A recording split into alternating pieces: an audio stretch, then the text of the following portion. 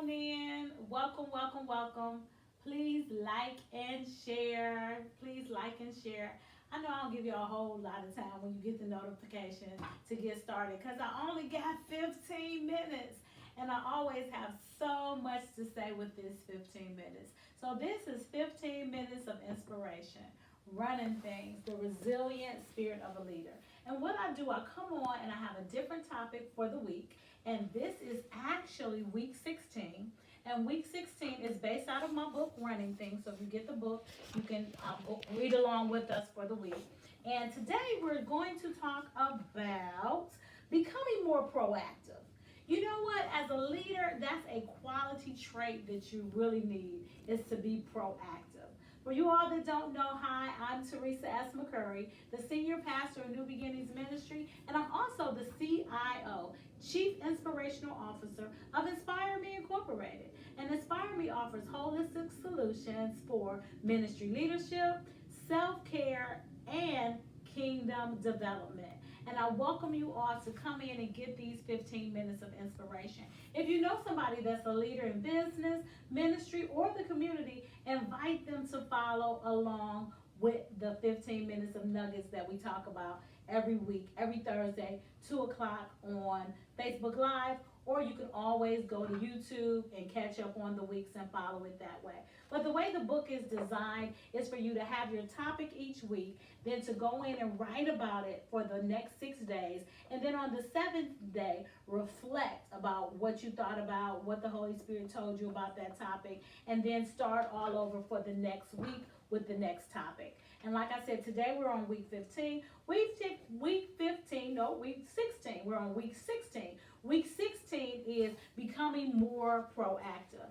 And when you have lulls in your business, that's when you have more opportunity to create options for yourself. That when you have lulls, and I never call them slow periods or down times, they're just lulls. And when you have lulls in your business, that's the time when you can start focusing on something else and working on something else, being more creative, being more proactive. So one of the quotes out of the book, it says, show your ability to think critically and take initiative.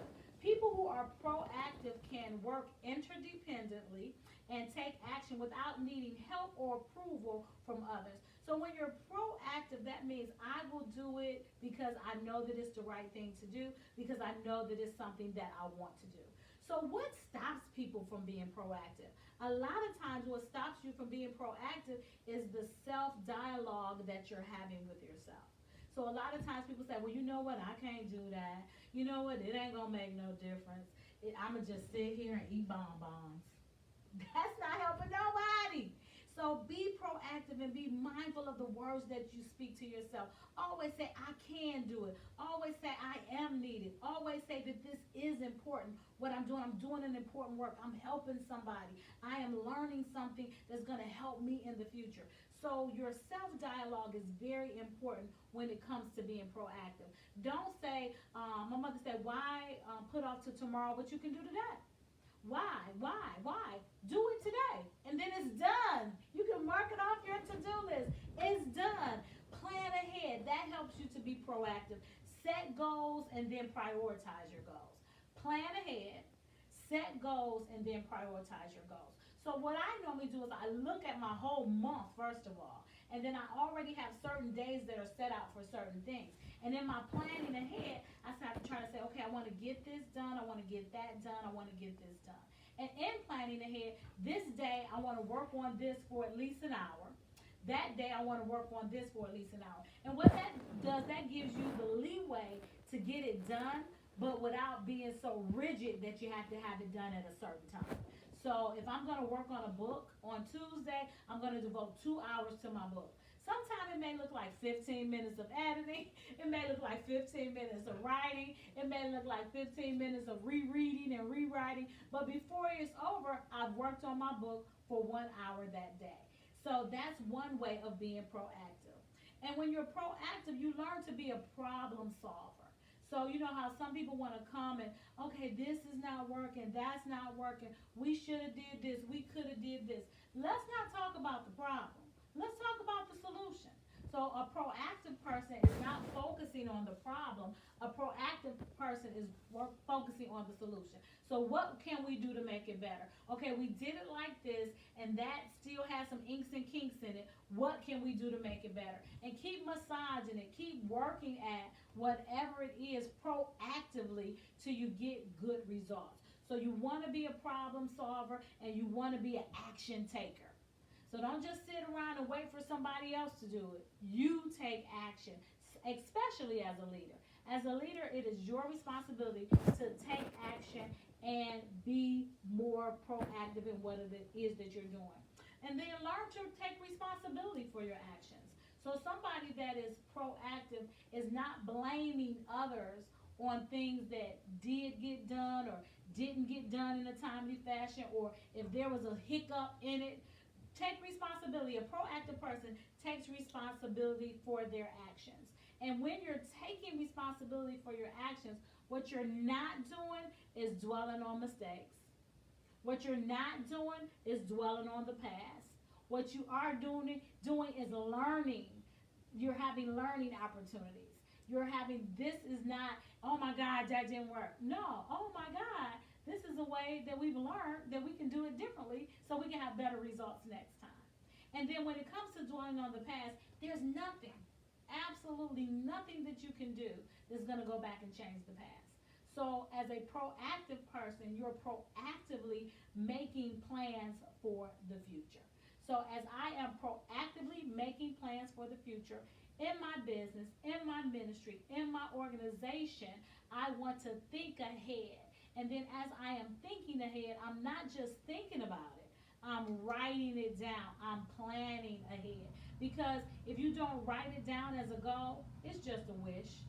And we just wishing we could have did this, and we wishing we could have did that. No, we want to have concrete things written down that we're proactively going after goals. So when we accomplish those goals, we can check those goals off. We can check those goals off. And then next thing you know, you look back and you've made so many accomplishments. Why? Because you were proactive.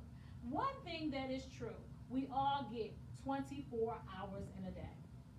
So my question to you is, what are you doing with the 24 hours that you get in a day? So that's where the playing field is even. We all get 24 hours. Some people act like they got 48 hours. Others act like they got 72 hours. And some people act like they barely got 2 hours. So knowing that you only have 24 hours in a day, what are you doing with those 24 hours?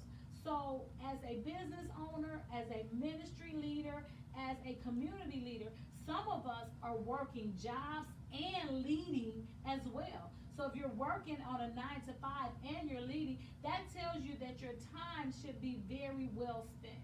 You should be proactive with your time, spending it on things that will make a difference for you. That doesn't mean you have to work all the time, but you want to have set time to play. I like to play. I like to play just like everybody else.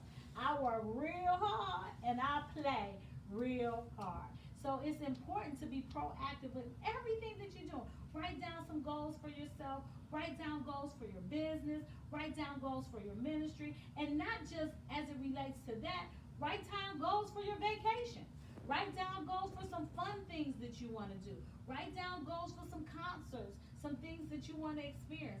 I told my daughter, like right before the pandemic hit, I kept hearing about these escape rooms, and I've always wanted to visit an escape room. Haven't done it yet, but you know what's on my list of things to do? Attend an escape room. Before that, years ago, I always wanted to zip line. I seen zip lining on TV and stuff, and then me having a fear of heights was like, oh, I really want to do that, but I'm so fearful. So in being proactive, I did two things. I was proactive and scheduled a zip lining tour for my husband and I conquered one of my fears. Now, it doesn't mean that whenever I go up high on an elevator, or I don't get the tingly feeling about being afraid of heights, but I did it anyway. So I proactively took measures to conquer my fears and check something off of my list that I wanted to do. And in the midst of that, being proactive, I was able to set a goal, and then other people were able to see me accomplish the goal, and in turn, they were inspired to set goals and accomplish them for themselves as well. So when you're being proactive, you want to be proactive in every area of your life, even when it comes to exercising. I know y'all don't want to hear this, right? So I was like barely wanting to exercise. So then I was like, okay, I'm going to just do 15 minutes. Monday, Wednesday, Friday. So when Monday, Wednesday, and Friday hit, Teresa, this is what you do. You exercise on Monday, Wednesdays, and Friday. So I kind of am in the groove. I'm doing that. But I feel better. I feel more energized. I have lost a pound. So now my doctor says, oh, you have to eat right and exercise. So you're only doing half of what you need to do. So I'm exercising Monday, Wednesdays, and Fridays for at least 30 minutes a day. Now I have to incorporate some better eating habits. And I have to be proactive about that. So thank you guys for tuning in. I hope you learned something today. We're on week number 16, becoming more proactive. And when you become more proactive, you'll see the results, not just in your life, you'll see results in other people's lives too. Because no, somebody is always watching you. And when they're watching you and they see you succeed in what it is that you're trying to do, then that empowers them to be able to succeed as well. So just know, being proactive takes a little thought. First, you want to monitor the self-dialogue. What are you telling yourself about this? Oh, it's time to get up. I think I'm going to sleep about 15 more minutes. You know what? Go on and get up. Get up. Go on and start your day. Start your day. Go ahead on and exercise. When I first started exercising, I could barely lift like the little 3-pound weights. And then after a month or two, I went up to the 5-pound weights. Y'all know how much I'm lifting now? A whole 10 pounds. And I'm super excited about that. I told my husband, I said, you know what? By next month, I think I want to move up to the 12-pound weights. And we're doing the same exercises, but because I've been consistent with them, because I've been proactive, I've gotten stronger and I'm able to do it better and able to lift a heavier weight. So just like with you, anything that you need to do, it's just a matter of focusing on it. It's just a matter of being proactive with it. And it's just a matter of making up your mind that this is what you want to do. So the 3 things I want to leave you with: plan ahead, set goals, and prioritize your goals.